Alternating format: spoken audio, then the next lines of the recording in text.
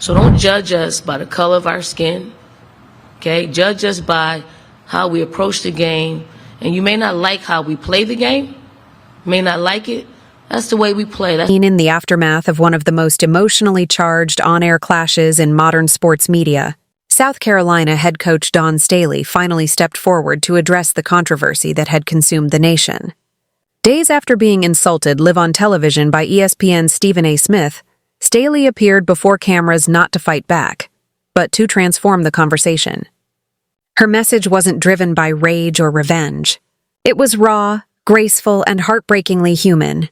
As the lights of the press room flickered and cameras focused on her, Staley took a long pause before speaking her first words. Some of the people in the media, when you're gathering in public, you're saying things about our team, and you're being heard, and it's being brought back to me. Okay? And these are the people that write nationally for our sport.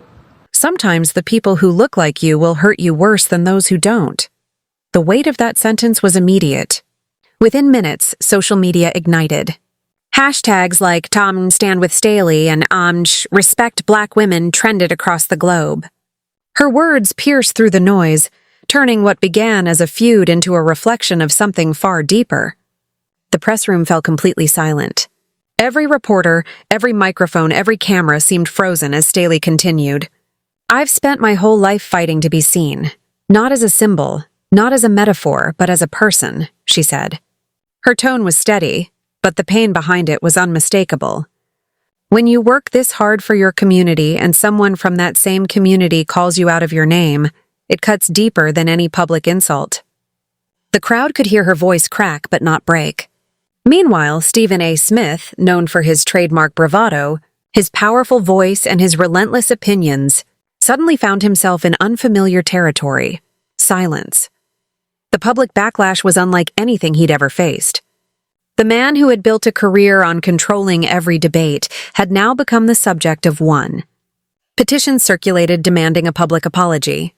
Fans and athletes alike began questioning the boundaries of his commentary.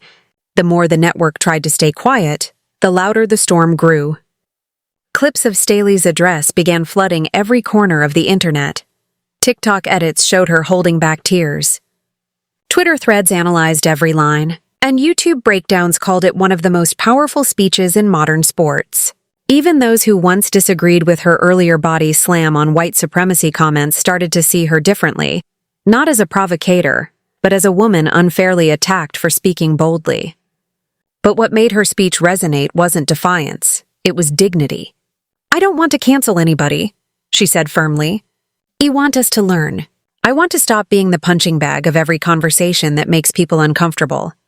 Then she paused before delivering a line that echoed through the world. Black women aren't angry, we're exhausted.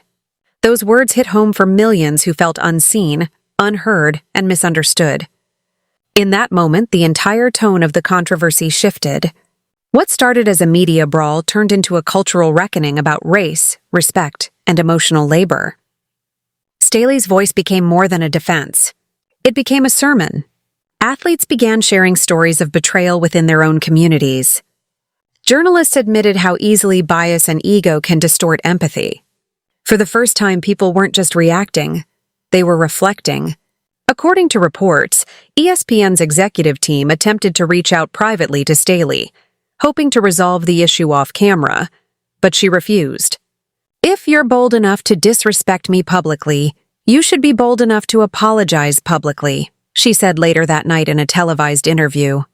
The quote went viral instantly, cementing her as a figure of integrity and unshakable strength. By the next morning, the ripple effects were undeniable. Ratings for both their programs surged, and every sports show in America was now debating the same question. Had the media finally gone too far? The irony was striking. The louder the pundits argued, the more Staley's quiet strength stood out. Her composure was winning hearts faster than any clapback ever could. Even some of Stephen A. Smith's most loyal fans began to soften. She didn't yell, one commenter wrote. She showed what real leadership looks like when the world expects you to crumble. It became clear that this was no longer about a soundbite. It was about a shift in how power, respect, and empathy coexist in the public sphere. In the most unforgettable moment of her speech, Staley looked directly into the camera and addressed not just Smith, but every person watching.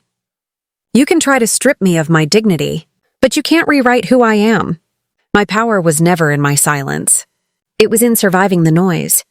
Her words were both an ending and a beginning, a declaration that grace, not fury, would define her legacy. And as her final words echoed across screens, one truth became clear. What began as chaos had turned into something bigger than basketball. It was a defining cultural moment, a reminder that in an age ruled by outrage and ego, grace still holds the power to win the day. Dawn Staley didn't just respond to an insult. She redefined what it means to lead,